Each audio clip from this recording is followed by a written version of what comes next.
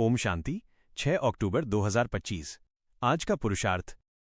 आज मीठे बाबा हमें समझाते हैं कि हम मीठे मीठे रूहानी बच्चे फिर से देवता बन रहे हैं और संपूर्ण निर्विकारी बन रहे हैं। ऊंचते ऊंच पतित पावन बाप आए हैं और कहते हैं कि बच्चों, काम को जीतो अर्थात पवित्र बनो। हम फिर से श्रीमत पर भारत को वॉइसलेस निर्विकारी स्वर्ग बना रहे हैं, जो पहले था और अब विकारी नर्क बन गया है। बाप से हमें बेहद का वर्षा मिल रहा है जिसे कोई छीन नहीं सकता। उस राज्य को अद्वैत राज्य कहा जाता है।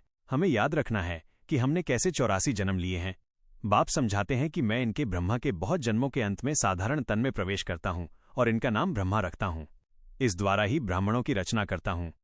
यह सारी पुरानी दुनिया कब्रदाखिल होने वाली है, इसलिए हमें इससे बेहद का वैराग्य होना चाहिए। बाप हमें श्रेष्ठ कर्म करना सिखा रहे हैं।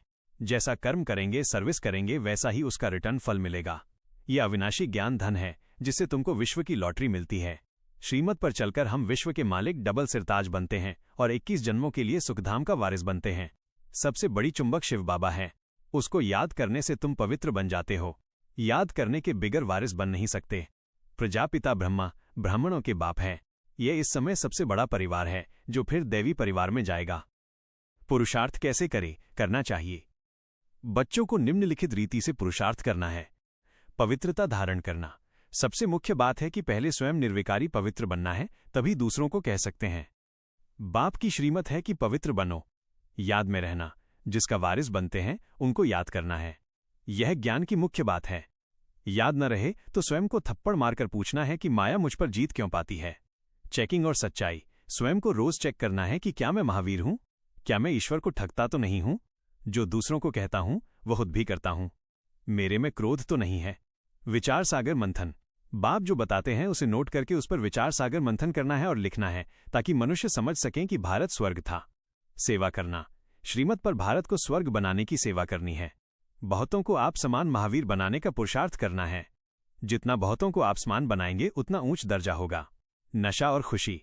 हमेशा इसी नशे और खुशी में रहना है कि हम बेहद के बाबा के वारिस बने हैं और 21 जन्मों के लिए सुखधाम का मालिक बनते हैं। श्रीमत लेना।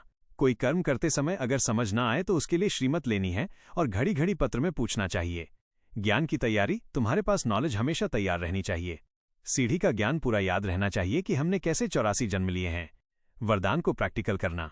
स्थूल देश और शरीर की स्मृति से परे सूक्ष्म देश के वेशधारी बनने का अभ्यास करना है।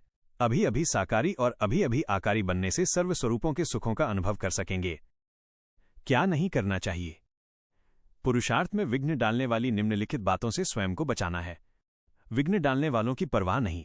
अगर कोई पवित्र बनने में विघ्न डालता है तो तुम्हें उसकी परवाह नहीं करनी चाहिए। ईश्वर को ठगना नहीं। मन में ये विचार नहीं आना चाहिए कि ईश्वर हमको देखता थोड़े ही है। तुम जानते हो कि बाप सब देख रहा है।